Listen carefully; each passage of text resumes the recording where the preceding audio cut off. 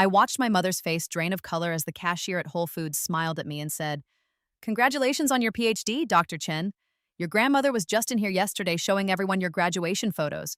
She must be so proud." The paper bag of organic vegetables slipped from Mom's hand, scattering bell peppers across the polished floor. "What? What graduation?" she whispered. I adjusted my Chanel sunglasses and smiled sweetly at the cashier. "Thank you so much. Yes, my grandmother couldn't stop crying during the ceremony. It was a beautiful day." My mother stood frozen, her mouth opening and closing like a fish drowning in air. Behind her, my sister Jessica, golden child Jessica, beloved Jessica, clutched Mom's arm, her perfectly made-up face contorted in confusion. "You graduated?" Jessica's voice pitched high and sharp. "From what? When?" "Oh, I said casually, accepting my bags from the cashier. "Just my PhD in neuroscience from Stanford. It was last Saturday. The weather was perfect for it." "Last Saturday?" Mom's voice cracked. "But last Saturday we were at Jessica's piano recital." "Yes," I agreed, my smile never wavering. "I know exactly where you were." I had died knowing where they were, too. In my first life, I had stood alone at my graduation, scanning the crowd desperately for familiar faces that never came. I had called Mom 17 times that day. 17 calls that went to voicemail because Jessica needed her hair done perfectly for a performance at a local community center. I had driven home after the ceremony, still in my doctoral robes, and found them all celebrating Jessica's successful rendition of Chopin. They had looked at me like I was interrupting something important. "Oh, was that today?" Mom had said, barely glancing at my regalia. "Well, it's not like it's a real graduation. You've already been to college." That night, I had written them out of my will, not that it mattered. 3 months later, a drunk driver had sent me into the Pacific, and I had died knowing I was unloved. But then I had opened my eyes in my childhood bedroom, 12 years old again, with every memory of my future life intact. Now, watching my mother's face crumble in the middle of Whole Foods, I felt nothing but cold satisfaction. "I need to go," I said, checking my phone. "Grandmother and I have lunch reservations at the French Laundry." "Grandmother?" Jessica sputtered. "You mean Dad's mom? But she never talks to you?" I finished. "I wonder why that is." I walked past them, my heels clicking against the tile, leaving them standing in a scattered pile of vegetables and shattered assumptions. The abuse hadn't started all at once. When I was born, I was told my father had left. Just walked out 3 months after I arrived, like I had somehow broken the family by existing. My mother had never forgiven me for it.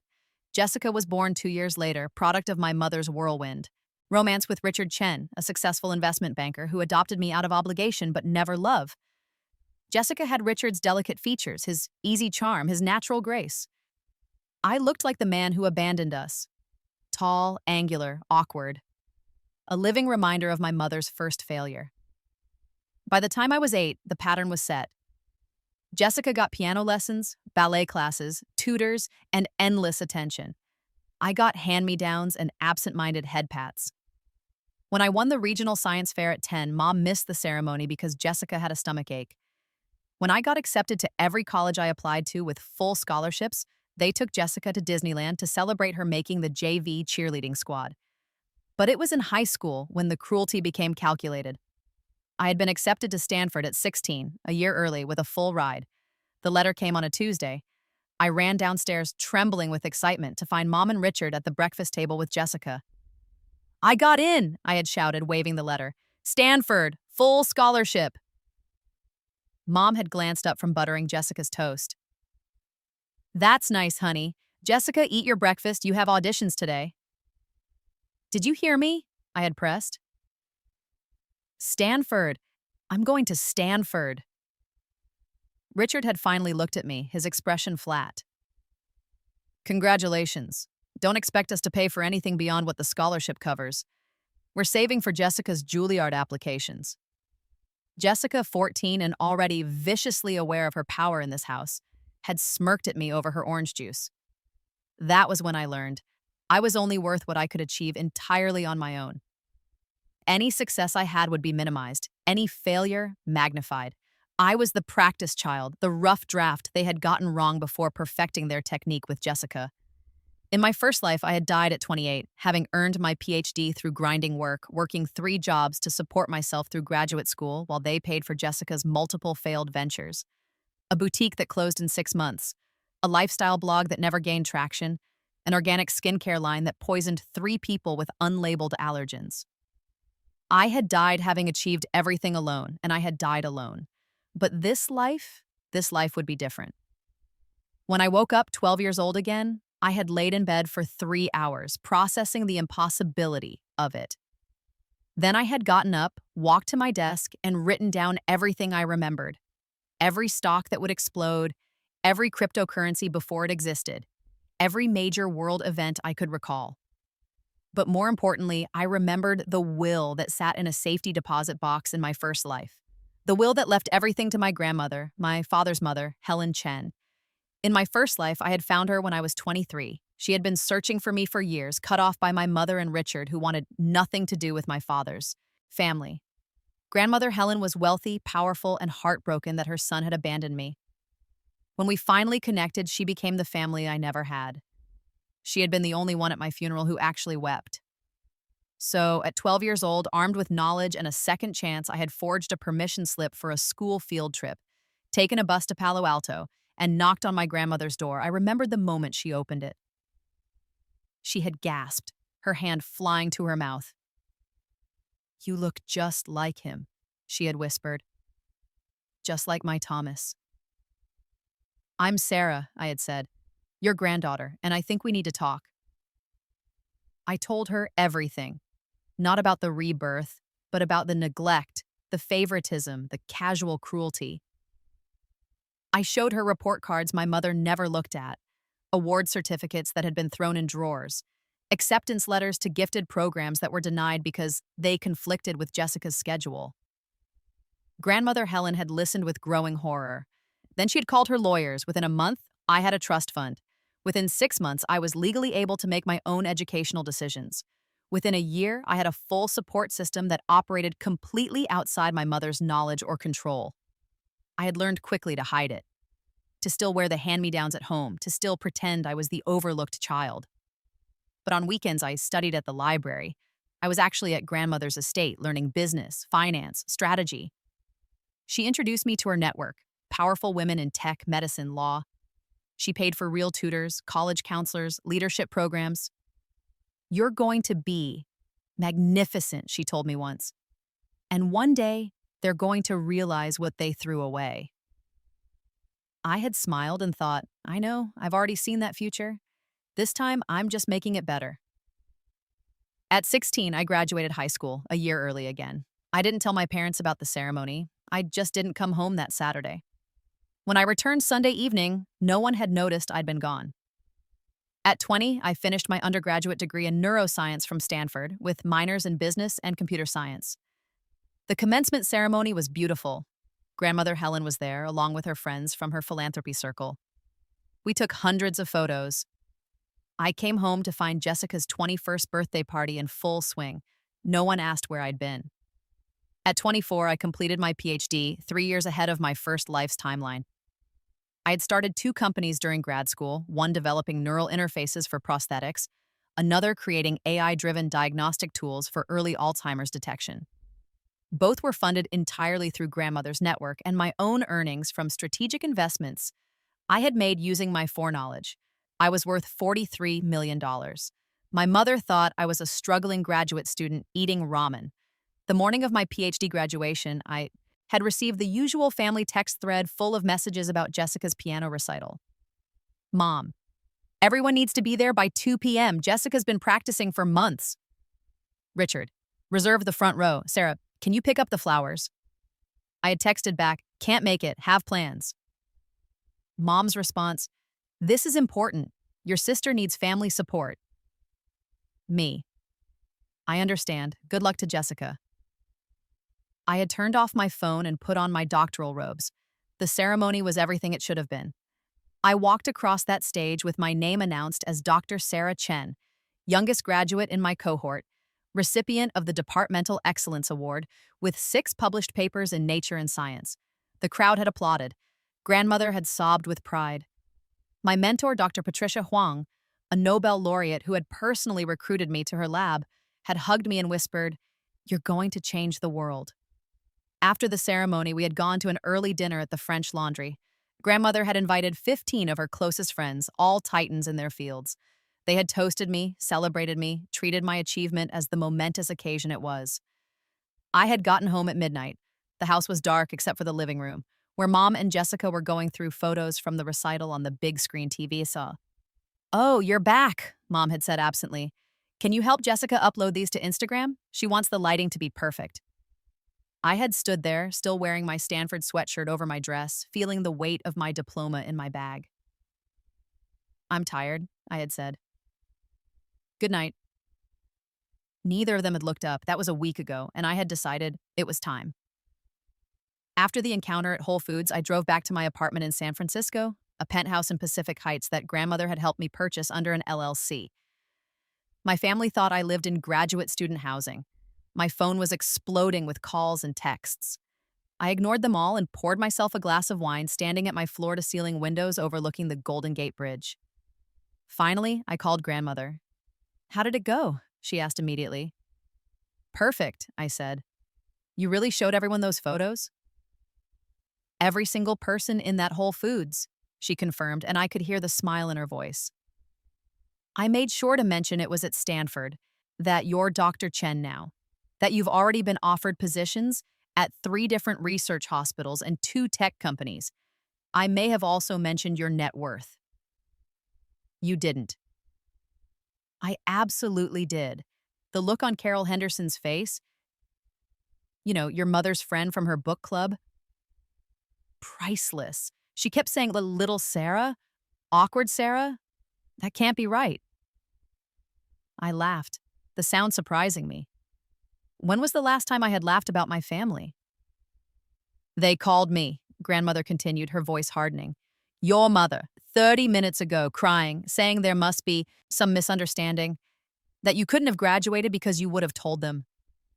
"What did you say?"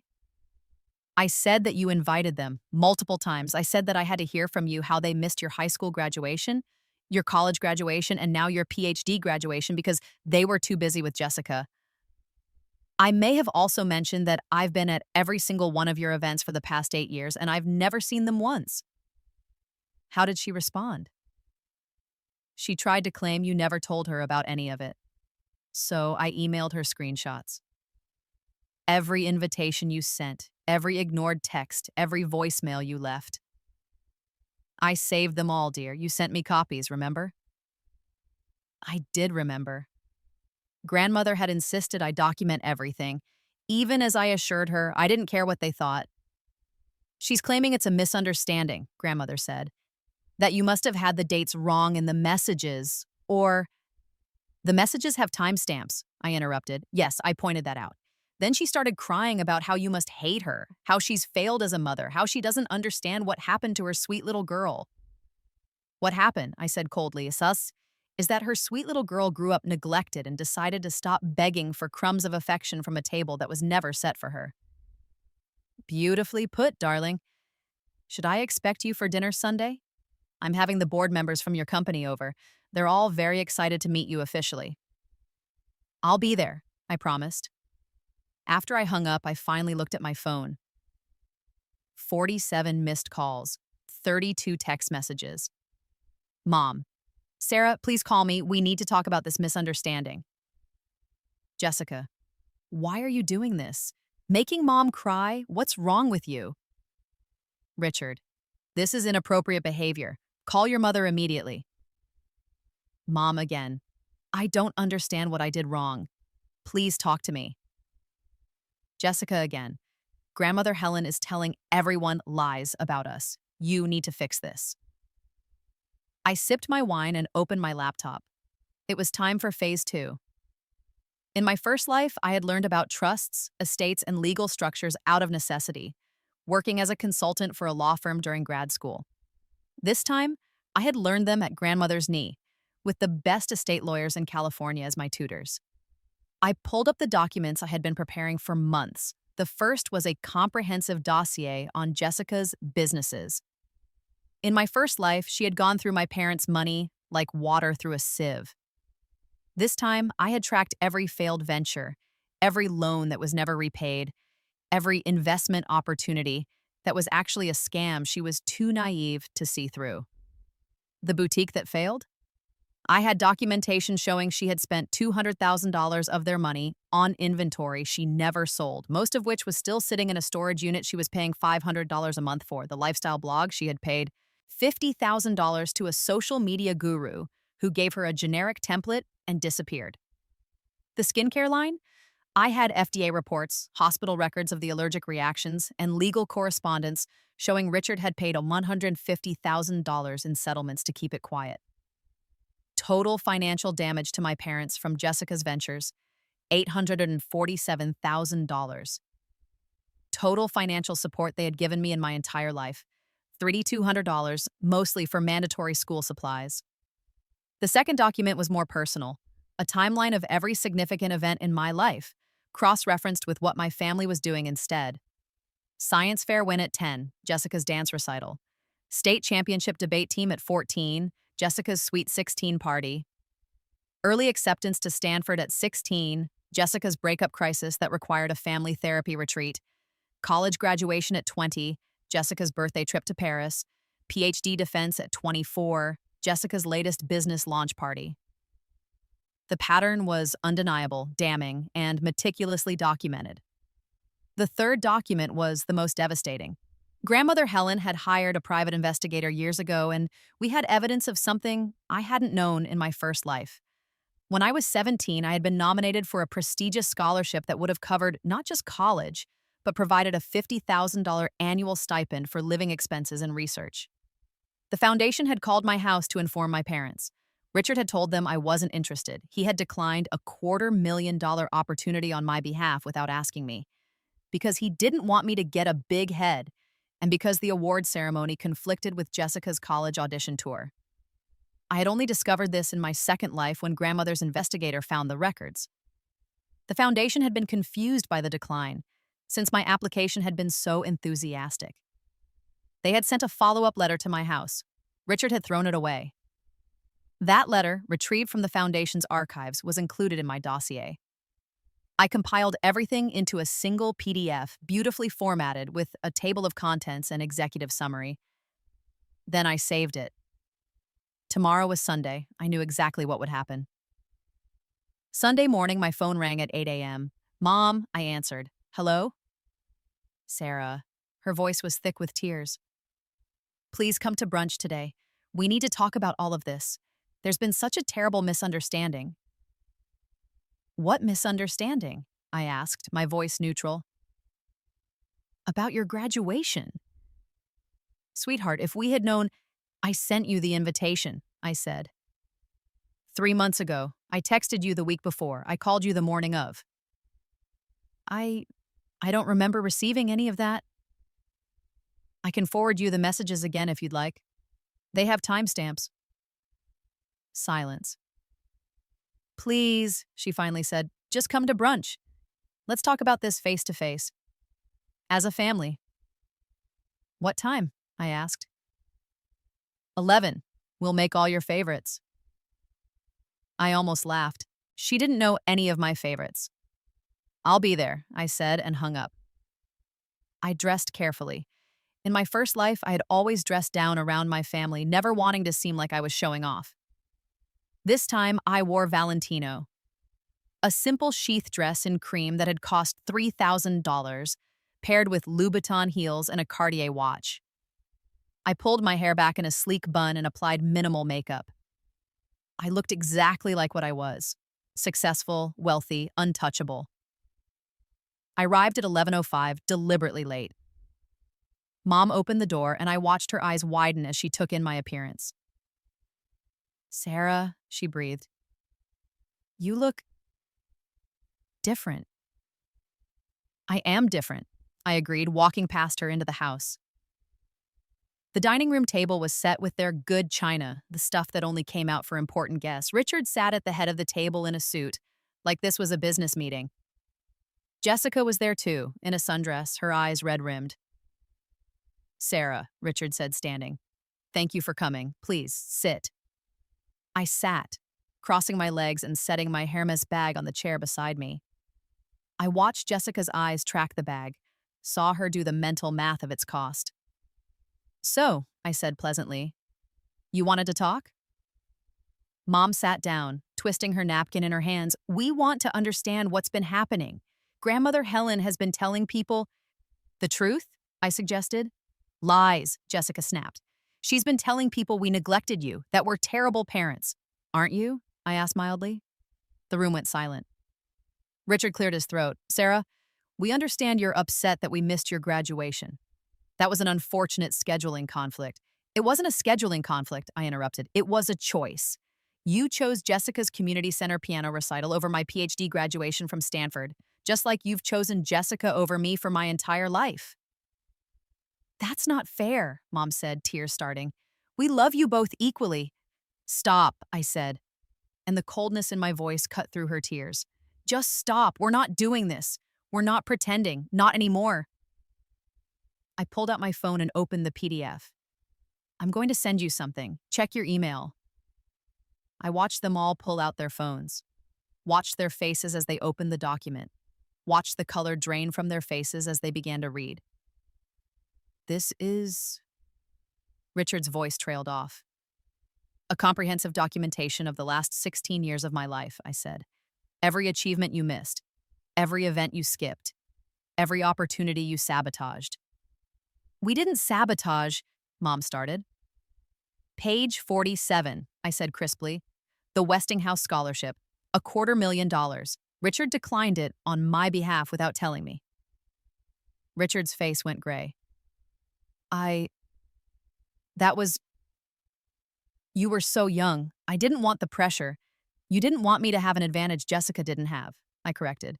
"You didn't want me to succeed too visibly, too publicly. It might make Jessica feel bad." "That's not true," Jessica burst out. "They never tried to hold you back." "Pages 12 through 38, I said, looking at her directly.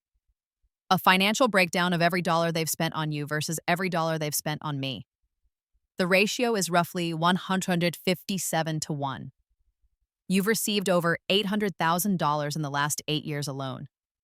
I've received less than $4,000 in my entire life." Jessica's mouth opened and closed. "But you had scholarships." "Because I had to," I said. "Because there was no other option. Because while you were getting your third failed business funded, I was working 3 jobs to afford food." "You never told us you were struggling," Mom said. "If we had known, you would have done nothing," I said flatly. "Because you didn't want to know. Every time I tried to talk to you about my life, you changed the subject. Every achievement I earned, you minimized. Every time I needed support, you were too busy with Jessica." "That's not how I remember it," Mom whispered. "How convenient for you," I said. "Unfortunately for your memory, I have documentation. Would you like me to continue?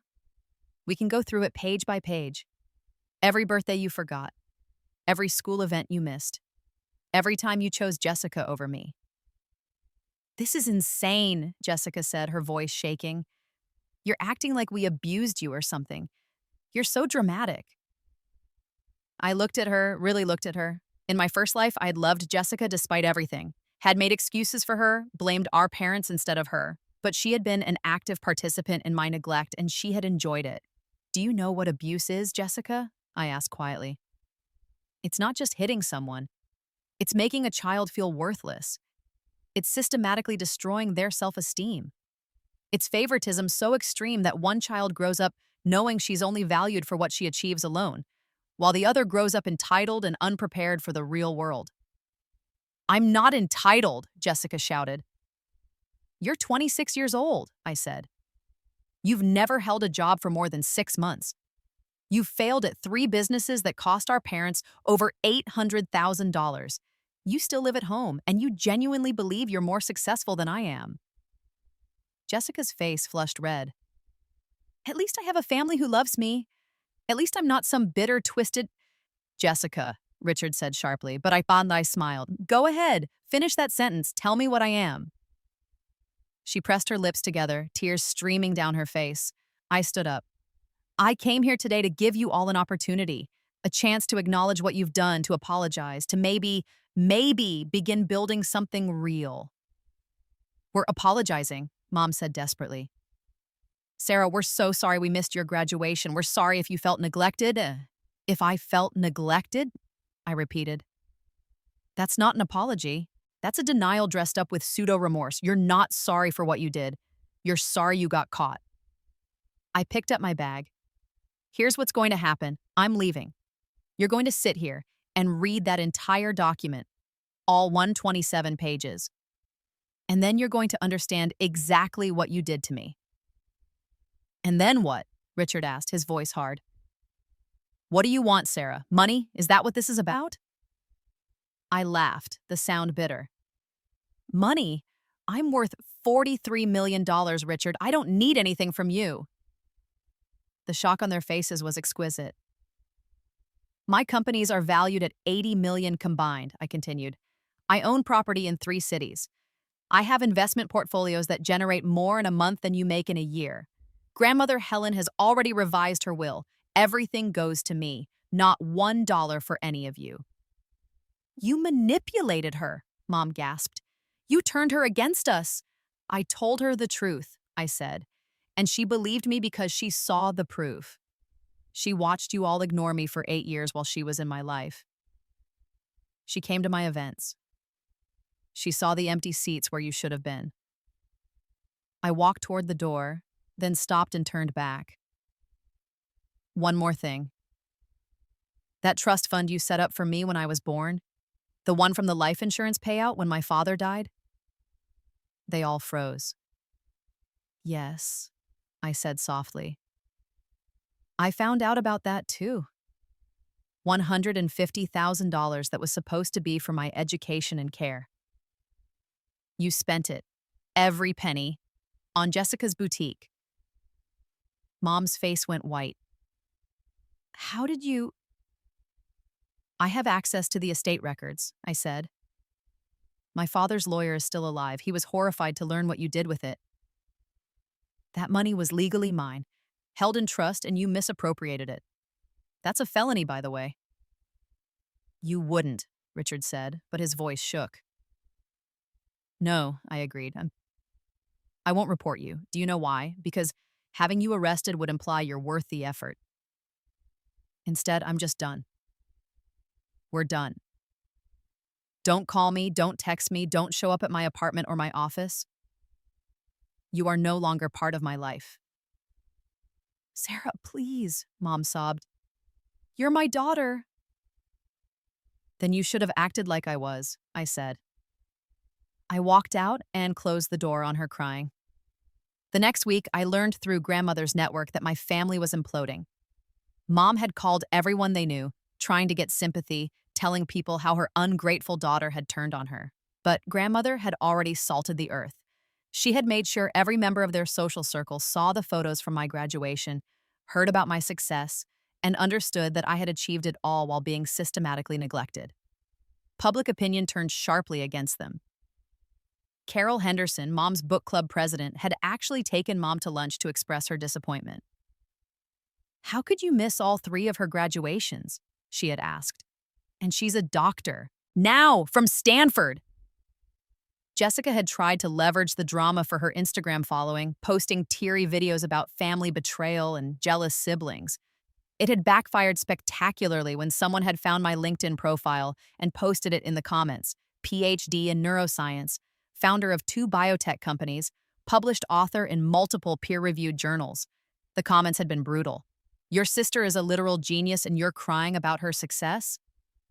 Maybe if you had spent less time on Instagram and more time supporting your sister? She has every right to cut off toxic family members, even if they're related by blood.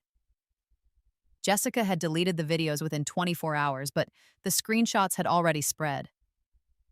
Richard had tried a different approach, reaching out to mutual connections in the business world to warn them about my instability and family issues. That had backfired even worse when grandmother Helen, a legend in Silicon Valley philanthropy with connections to every major tech founder, had made it known that she fully supported me and considered Richard's behavior toward me unconscionable. Within a week, Richard's reputation had taken enough hits that his firm had quietly asked him to take a leave of absence. I watched it all unfold with detached satisfaction. I hadn't destroyed them, I had simply let the truth destroy them. 2 weeks after the brunch, I got a letter. Actual physical mail delivered to my apartment. Inside was a handwritten note from my mother. Sarah, I've been doing a lot of thinking, reading the document you sent, trying to understand where everything went so wrong. You're right about all of it. I wish I could say there was some explanation, some reason that would make it better, but there isn't. I was a terrible mother to you. I let my hurt over your father's abandonment poison how I saw you. Every time I looked at you, I saw him leaving, and I couldn't separate that from who you were. Jessica was Richard's daughter, completely. She didn't remind me of any pain. Loving her was easy. And I took the easy path. I'm so sorry. I know this doesn't fix anything. I know an apology now, after everything, is meaningless, but I wanted you to know that I see it now. I see what I did to you. And if I could go back and change it, I would give anything to be the mother you deserved. I don't expect forgiveness. I don't expect you to contact me. I just wanted you to know that you were right about everything, and I'm sorry I wasn't strong enough to be better. I'm proud of you. I know I have no right to be, but I am. You became extraordinary despite me, not because of me, and that's both the greatest testament to your strength and my greatest shame. Love, Mom. I read it 3 times. Then I folded it carefully and put it in a drawer. It was a good apology, maybe even sincere. But it was 28 years too late, or 16 years in this timeline. Either way, too late. Didn't respond. 3 months after my graduation, I was featured in Forbes' 30 Under 30 list in the science category. The article detailed my research on neural interfaces, my 2 companies, and my trajectory as one of the youngest PhD recipients in Stanford's history.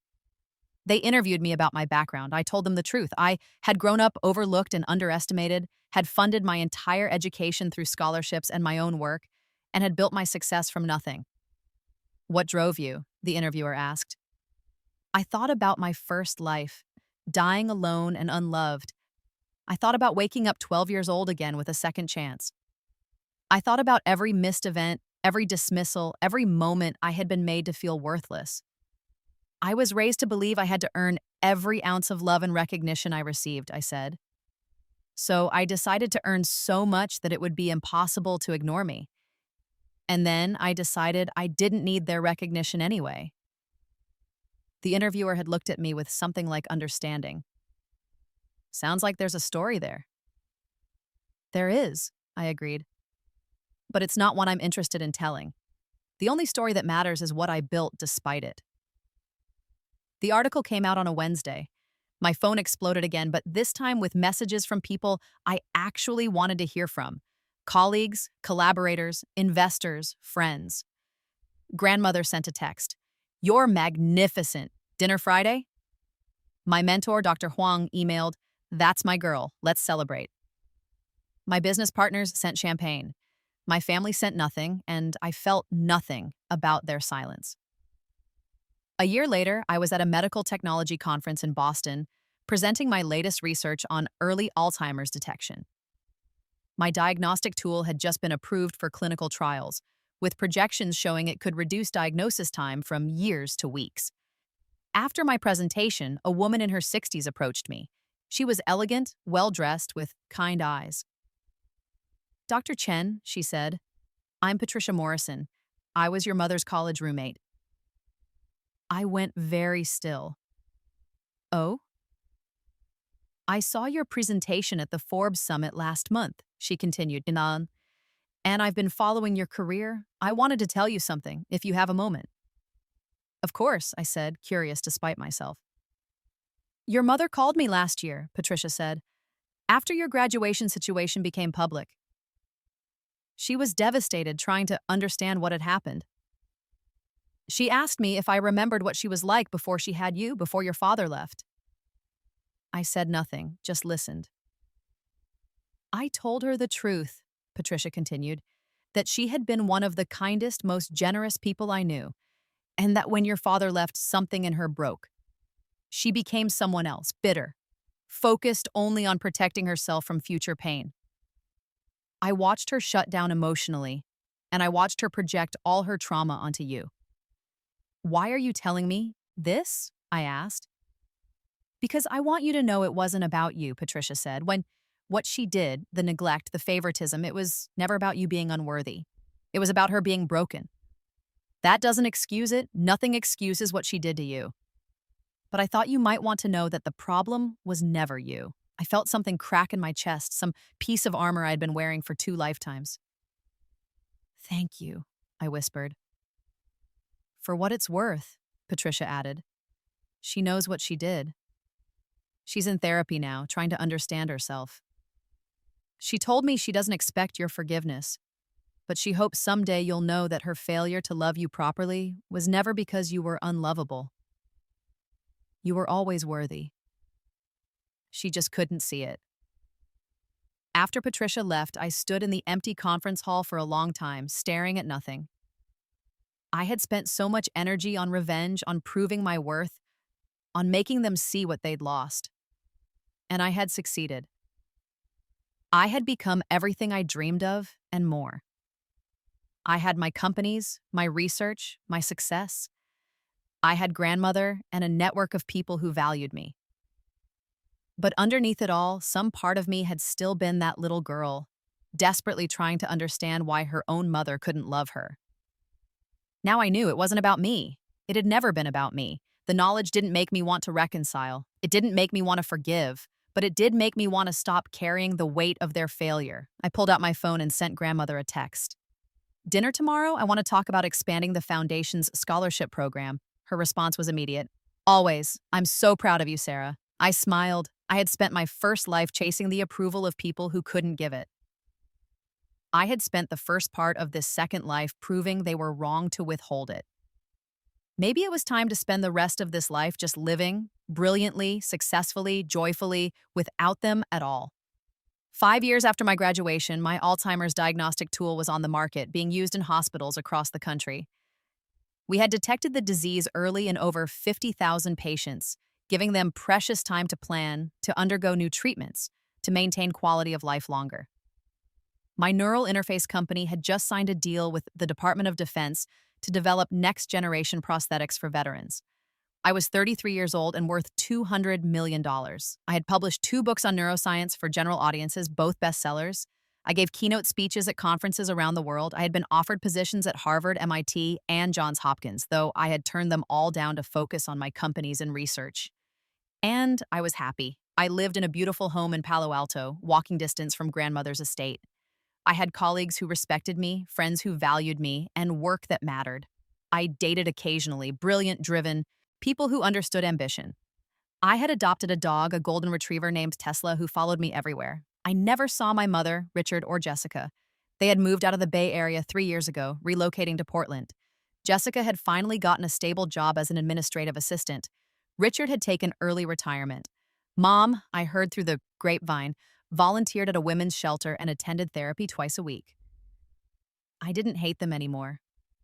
I didn't think about them much at all. Until the day I got a call from a number I didn't recognize. Dr. Chen, a woman's voice said. This is Rebecca Hartman from Oregon Health and Science University. I'm calling about your mother, Margaret Chen.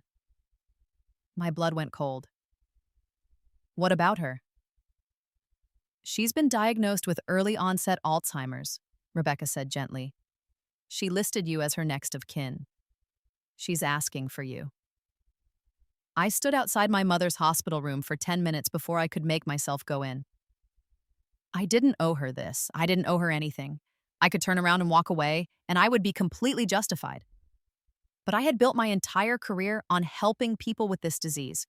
I had poured my soul into creating tools for early detection because I knew how devastating it was, how it stole people's memories and identities and left only confusion and fear. I couldn't walk away from anyone suffering from it, even her. I opened the door. Mom looked smaller than I remembered, thinner, grayer, older than her 58 years. She was sitting up in bed, and when she saw me, her eyes filled with tears. "Sarah," she whispered, "you came." "I came," I said, staying by the door. "I'm sorry," she said immediately. I'm so sorry to ask you here. I know I don't have the right, but I needed to see you one more time while I still remember who you are." I walked closer, slowly. "How advanced is it?" "Stage 2, she said. "Maybe stage 3. It's progressing quickly. They're trying different medications, but," she trailed off. "I've been using your diagnostic tool. Did they tell you that?" "The doctor here showed me the research papers. Your name was on them." I told her, "That's my daughter." And she looked at me like she didn't believe me. "Why would she?" I asked quietly. "Because I don't deserve to claim you," Mom said. "I know that. But Sarah, I need to tell you something before I forget. Before this disease takes everything." I pulled up a chair and sat down, but kept my distance.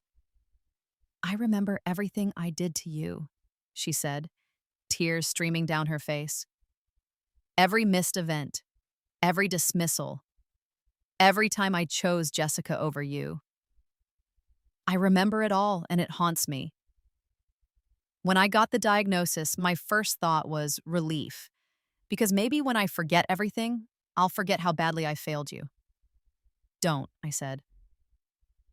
"But then I realized," she continued, "that I don't want to forget, because forgetting would be letting myself off the hook. I want to remember what I did. I want to carry that weight. It's the least I deserve." We sat in silence for a moment. "The therapist I've been seeing," Mom said, "she asked me why I did it, why I couldn't love you the way you needed. And I told her what I've never admitted to anyone. You looked exactly like him, like your father. And every time I looked at you, I felt him leaving all over again. I felt abandoned and worthless and alone. And instead of dealing with that, I made you feel that way instead." "I know," I said. "Someone told me." "Patricia," Mom guessed. "She was always smarter than me, kinder too. She said you were kind once. Before everything." "I was," Mom said. "And then I let my pain turn me into someone cruel. And by the time I realized what I'd done, you were gone. You were successful and strong, and you didn't need me. And that was exactly what I deserved." I looked at her, really looked at her. And I saw something I hadn't expected: genuine remorse. Not the performative crying from that brunch 5 years ago, but real, bone-deep regret. "I'm dying," she said simply. "Slowly but surely. This disease is going to take everything. My memories, my identity, myself, and I'll deserve every moment of it. But before it takes everything, I wanted you to know you were always worthy. From the moment you were born, you were worthy of love. I just couldn't give it to you." "Why now?" I asked. "Why can you see it now?" "Because I finally did the work," she said. "Years of therapy, facing what I did, understanding why. And now that I finally understand myself, finally can see you clearly, this disease is going to take it all away. It's poetic, really, the ultimate punishment." "I don't want you to be punished," I said, surprising myself. She looked at me shocked. "You don't?" "No," I said slowly, working through the realization as I spoke. "I wanted you to understand, to see what you did and you do. The punishment, watching you forget, watching this disease take you apart. That doesn't give me any satisfaction." "Then what do you want?" she asked. I thought about it. What did I want? "I want you to know that I'm okay," I said finally. "I want you to know that despite everything you did, I became someone I'm proud of. I built a life I love. I found people who value me. I'm happy, Mom. I'm genuinely happy. And you can't take credit for that, but you also don't get to feel like you destroyed me. You didn't. You just weren't part of my success." She nodded, crying harder. That's more than I deserve." "Probably," I agreed, Babaz, "but I don't want to carry anger toward you anymore." It's exhausting and it takes up space in my head that I'd rather use for things that matter. I stood up. I have a team that specializes in Alzheimer's care. I'm going to make sure you have access to the best treatment available. Not because you deserve it, but because I'm the kind of person who helps people with this disease. It's what I do. Sarah, but I'm not your daughter anymore, I said firmly. Not in any way that matters. I'll make sure you're cared for medically, but I can't give you more than that. I don't have more than that to give. She nodded, accepting it. Thank you, she whispered. For even that much. It's more than I earned. I walked to the door, then paused. For what it's worth, I hope the treatment works. I hope you get more time. Not for me, but for you. To keep working on yourself. To maybe become the person you wish you had been. I hope so too, she said. I left and didn't look back. 10 years after my graduation, Grandmother Helen passed away peacefully in her sleep at 89 years old. She left me everything, her estate, her fortune, her legacy.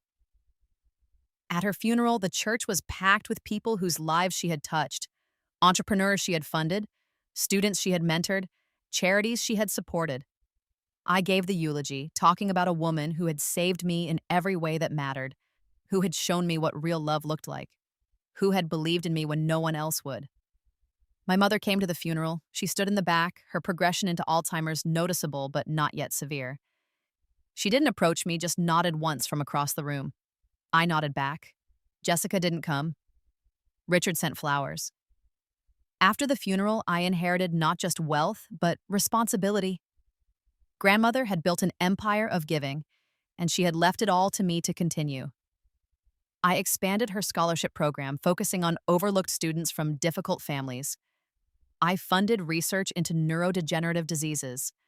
I established grants for women in STEM fields who were fighting against systemic barriers. I built a foundation called Second Chances, dedicated to helping people who had been underestimated, overlooked, or written off. Every student who received our scholarship got a letter from me. You are worthy, not because of what you achieve, though I hope you achieve great things. Not because of who loves you, though I hope you find people who love you well. You are worthy simply because you exist. Because you have gifts and dreams and potential. Your family may not see it. The world may not see it yet, but I see it. And this scholarship is proof that someone believes in you. Take this opportunity and build something extraordinary. Not to prove anyone wrong, though that's a nice bonus. Build it because you deserve to see what you're capable of when you are fully supported. Build it because you're worthy. I signed each letter personally. 15 years after my graduation, I was invited to give a TED Talk. The topic? Rebuilding After Neglect, How Overlooked Children Become Extraordinary Adults. I stood on that red circle and told a version of my story. Not all of it, some wounds were still private, but enough. I talked about being the forgotten child, about funding my own education, about achieving success that my family never acknowledged until strangers congratulated them. People ask me how I did it. I said how I went from being overlooked to becoming someone who couldn't be ignored, and the truth is, I had help. I told them about Grandmother Helen, about finding her at 12 and building a relationship that saved my life. But before I found her, I said, I had to make a crucial decision.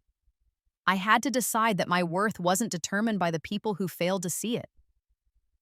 I had to believe I was valuable even when the people who were supposed to love me most acted like I wasn't. I paused, looking out at the audience. If you're the overlooked child, the forgotten one, the one who's always second place, hear me, you are not the problem. Your family's inability to value you is their failure, not yours, and you have a choice. You can spend your life trying to earn love from people who are incapable of giving it, or you can build a life so full of achievement and joy and purpose that their absence becomes irrelevant. The audience was silent, hanging on every word. I chose the second path, I said, and it was the best decision I ever made. Not because I became successful, though I did. Not because I proved them wrong, though I did that too, but because I freed myself from the exhausting work of trying to earn something that should have been freely given. I built my own family from people who chose to love me. I built my own success from my own effort. And I built a foundation to help other overlooked children do the same. Your family forgot your graduation day? Build a life so remarkable that the world won't let them forget you exist. The standing ovation lasted 4 minutes. 20 years after my graduation, I was 52 years old and one of the most respected neuroscientists in the world. My Alzheimer's diagnostic tool was standard practice in hospitals globally. My neural interface technology had given mobility back to thousands of paralyzed patients. I had been married for 8 years to another researcher, a brilliant woman named Rachel who understood ambition and drive. We had no children but fostered teenagers in crisis, giving them the support and love and belief I had desperately needed at their age. My mother had passed away 3 years prior, her mind almost entirely gone by the end. I had ensured she had the best care, but I hadn't visited often. Some wounds were too deep to heal, even with understanding. Jessica had reached out once, about 10 years ago, with a letter that was equal parts apology and request for financial help. I had sent her information about job training programs and wished her well. I never heard from her again. Richard died of a heart attack 7 years after grandmother. I went to the funeral out of a sense of obligation, but felt nothing when they lowered the casket into the ground. I had built a life beyond them, a life filled with purpose and achievement and genuine love. But sometimes, late at night, I still thought about that girl I had been in my first life, the one who had died alone and unloved, desperately chasing approval that would never come. "You would be so proud of us," I whispered to her memory. "We made it, we're happy, we're loved, we matter." And I knew somehow that she could rest now. We both could. On the 20th anniversary of my PhD graduation, I threw a party. Not a fancy gala or professional networking event, but a real party at my home in Palo Alto. I invited everyone who had actually been there that day 20 years ago. Grandmother's friends who had toasted my success, my mentor, Dr. Huang, my colleagues from Stanford, the people who had celebrated me when my own family wouldn't. I invited the students from my foundation, the ones who had overcome their own family neglect to achieve extraordinary things. I invited Rachel and our foster kids, 3 teenagers who were slowly learning to trust that adults could be reliable and kind. And I stood in my beautiful home, surrounded by people who had chosen to love me, who had seen my worth without needing to be convinced of it, and I felt complete. Someone asked me to give a speech, and I raised my glass. 20 years ago, I said, I walked across a stage to receive my PhD from Stanford. My family wasn't there. They were at my sister's piano recital at a community center. People nodded, knowing the story. For a long time, I was angry about that, hurt. I felt like their absence was proof that I was unlovable, that I was worthless. I paused, looking around at all the faces smiling back at me. But here's what I learned. Their absence wasn't proof of my unworthiness. It was proof of their blindness. And while they were missing my moments of triumph, all of you were there, building me up, believing in me, celebrating me. So this party isn't about that PhD anymore. It's about all of you. It's about the family I built from people who chose to be family. It's about the life I created from my own determination and your support. I raised my glass higher. To chosen family, to second chances, to proving that our worth isn't determined by the people who fail to see it. To every overlooked child who became extraordinary, not because of their family, but despite them. To us, everyone echoed, raising their glasses. We drank and laughed and celebrated. And somewhere in the back of my mind, I felt that lonely girl from my first life smile and finally let go. She had been avenged. Not through cruelty or destruction, but through something more powerful, a life well lived, surrounded by genuine love, having touched the world in meaningful ways. My family had forgotten my graduation day, but I had built a life so full of achievement and love and purpose that their forgetting became the least important detail of my story. And in the end, that was the greatest revenge of all.